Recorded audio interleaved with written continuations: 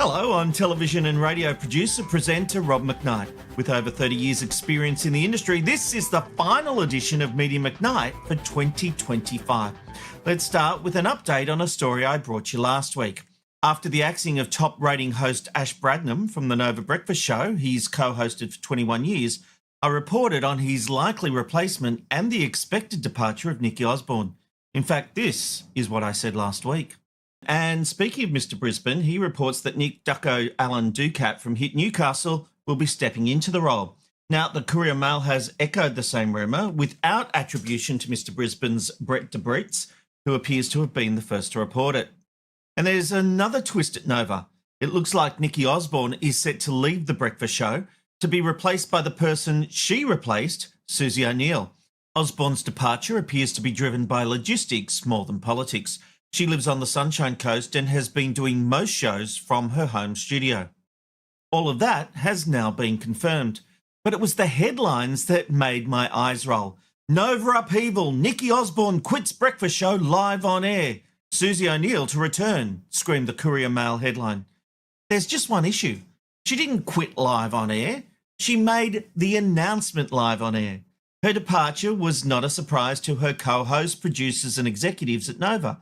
They knew she would be making the announcement. In fact, they teased the announcement on Insta, saying, "Dear Brisbane, we have a massive announcement to make at 8:09 a.m. tomorrow morning. See you then.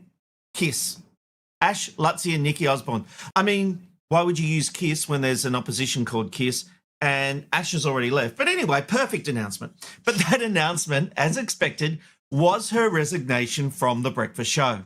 Brisbane, I will not be returning to Brisbane Breakfast next year. I really tried to make it work. I really did. But the commute, the Bruce Highway is a nightmare. Like, it's taking me 1 hour and 40 to get in now.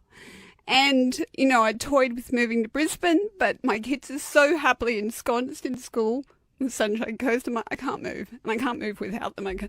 Believe it or not, I'm a Korean woman, but my family always comes first.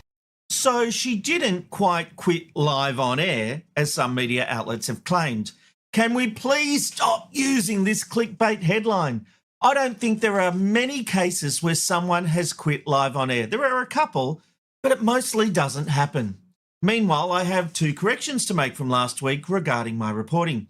First, the image used of Luke Bradnam was not him, despite the caption from the photo I sourced saying otherwise. As Luke explained on Facebook in a comment on the video posting of Media McKnight, haha, the photo of me is actually Ashley pretending to be me. I'd won an ACRA for Best Comedy and was doing the weather for Channel 9 when the award was presented, so Ashley jumped on stage pretending to be me. When the Courier Mail run a story of me, they'll pull out a file photo, usually this one, and it's Ashley, not me. I love it. Not the first time he's done it, but looking likely it will be the last time as the ACRAs no longer exist. I immediately apologised to Luke, who replied in his true larrikin way, "Haha, no worries, mate. Always makes me laugh." Now, secondly, when talking about a post regarding Olympia Kwiatkowski, I referred to Walter Williams as a punter. Walter is actually a legendary broadcaster known throughout the industry. Yeah, look, I'm a latecomer to radio, so I've got some egg on my face, but full apologies, Walter.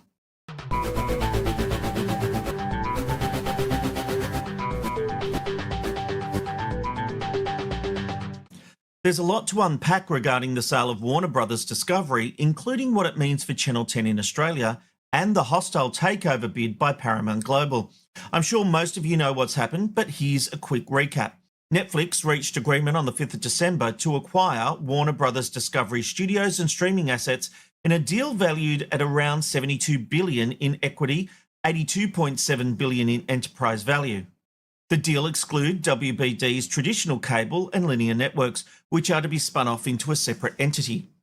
Overnight, Paramount Global, via its Skydance Ellison backers, launched a hostile all-cash takeover bid for WBD valued at around $108.4 billion US, offering approximately $30 US per share and targeting the whole company, including the assets Netflix excluded. Now, WBD's board has acknowledged the Paramount bid, but remains committed to the Netflix deal for now, meaning the process is unresolved. Regulatory approval is still required, and the outcome remains uncertain. So, what are the implications for Network 10 here in Australia? Well, if Paramount Global manages to win the bidding war for Warner Brothers Discovery, it means there's not really any money for 10 to make any major investments. That's bad news for the company, which has lost almost $500 million over the past 2 years. But a winning bid would instantly turn Paramount Global into one of the most powerful entertainment companies on the planet. But that scale comes at a price. A transaction of this size would absorb extraordinary levels of capital and focus, potentially tightening the purse strings for international operations like Network 10 in the short to medium term. On the flip side, if Paramount's hostile bid fails and Netflix ultimately walks away with Warner Brothers Discovery Studios and streaming assets, Paramount avoids deploying tens of billions of dollars on the deal.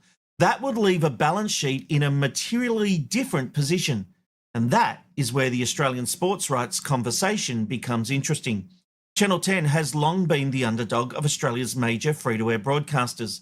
The AFL and NRL have helped both 7 and 9 retain strong ratings and revenue. 10 has spent years trying to re-establish itself as a serious sports broadcaster, but it's only been able to secure second and third tier sports at best.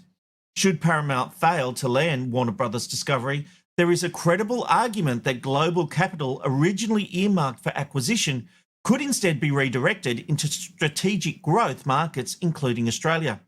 That would theoretically place Network 10 in a far stronger position to aggressively bid for major sports rights when the next AFL and NRL negotiations roll around. A well-funded 10 re-entering the rights battlefield would fundamentally change the competitive dynamics of Australian sport broadcasting. However, money alone may not be enough. Historically, 10 has faced reluctance from major sporting bodies when it comes to rights negotiations. Cricket Australia is a prime example. Despite Paramount and 10 submitting a substantial bid during the most recent cricket rights negotiations, Cricket Australia ultimately renewed with 7 and Foxtel, leaving 10 empty-handed once again. Concerns have repeatedly been raised within the industry about audience reach, long-term stability, and 10's ability to maximise commercial upside for sporting codes at the same level as its rivals.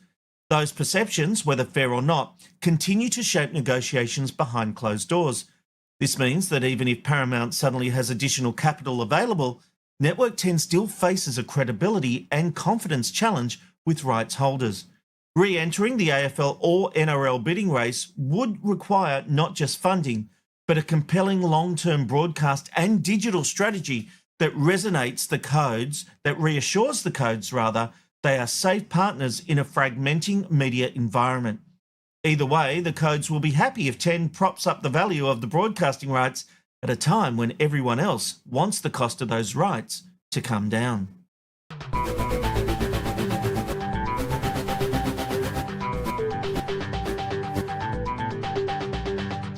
I think I really have to lift my game when it comes to getting revenge on those who've done me wrong. And there are plenty of lessons to be learned from 50 Cent, who has taken revenge to a new level with documentary series on Netflix, Sean Combs' The Reckoning. The 4-part series on Netflix is not only compelling for the stories it tells about the man known as P Diddy, or for the allegations it makes about possible murders, but producers have also included unseen footage shot by Diddy in the days leading up to his arrest. Lawyers for Diddy have accused Netflix of using stolen footage that was never authorised for release in what they called a shameful hit piece. It is a great doco though. But they've even sent a cease and desist letter to the streaming giant.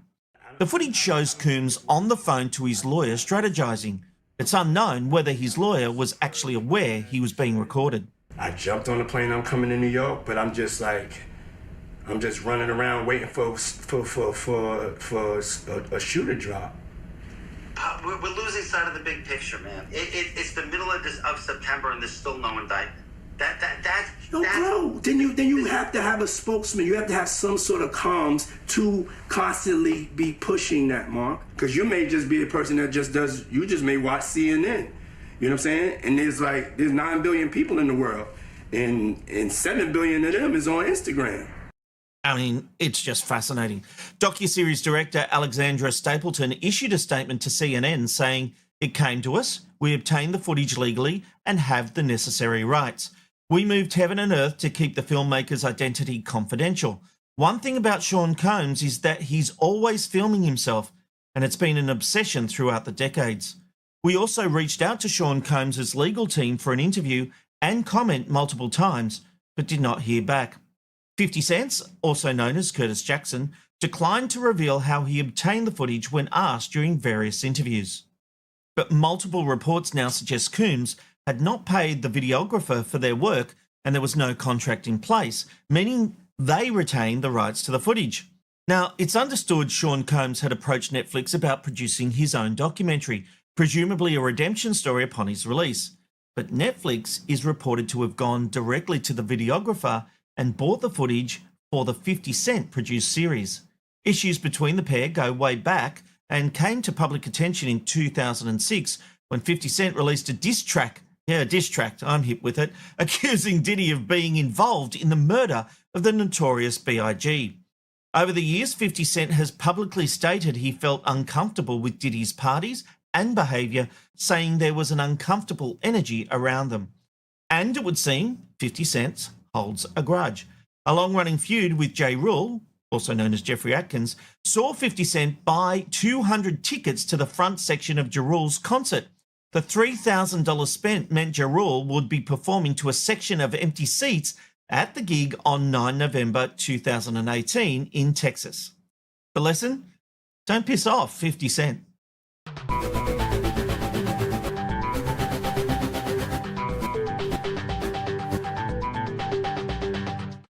Well, it used to be radio's version of the Logies, although a much looser event with no TV broadcast partner.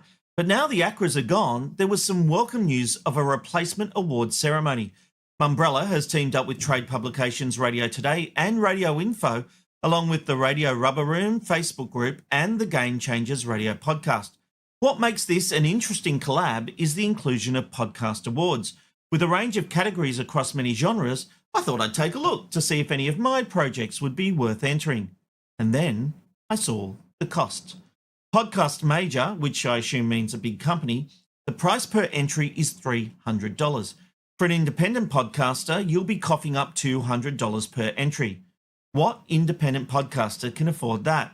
So what we're going to see here is all the big branded podcasts walking away with the prize while smaller, perhaps better podcasts are ignored. It's the same old bullshit. And it includes things like the Australian Podcast Ranker. While on the surface it looks to be ranking the top 300 Aussie podcasts, it is in fact only ranking the podcasts from participating publishers. I'm sorry folks, this is not the podcast awards you're looking for.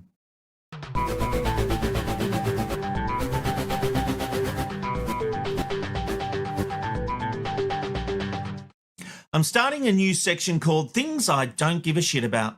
Number 1, the latest Neighbours finale. After investing in the original ending in 2022, I have no time for another finale, especially when we all knew the revived series wasn't going to last. Number 2, the new Doctor Who spin-off. Despite the war between the land and the sea, rating better than any recent episode of Doctor Who, not hard considering the content, I have no interest in this one.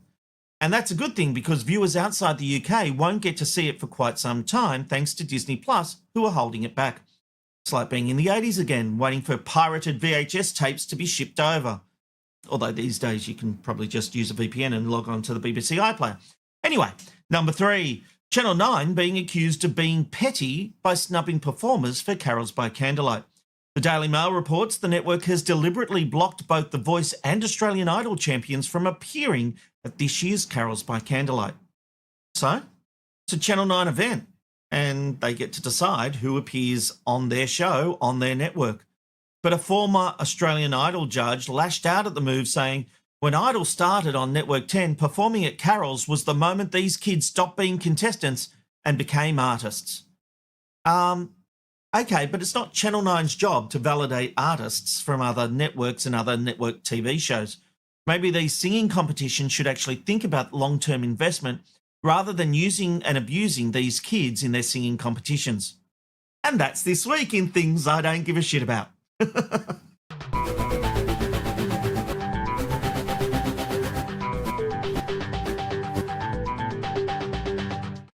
Well, the posting of old clips continues on the McKnight Tonight YouTube page. This time I've uploaded a video Q&A which took place in 2011 with the teams from 9 News and A Current Affair.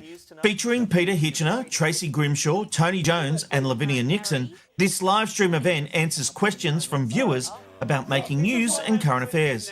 You'll also get a tour of the GTV facility. If you are a TV history buff, this one's for you. More videos will be uploaded over Christmas at youtube.com/@McKnightTonight. And that was the final edition of Media McKnight for the year. I hope you have a great Christmas and a bloody great 2026. Let's hope so, because the industry needs some good news. All right, until then, I'm Rob McKnight. I'll see you next year. And now I've got the boardies on, I'm going for a swim.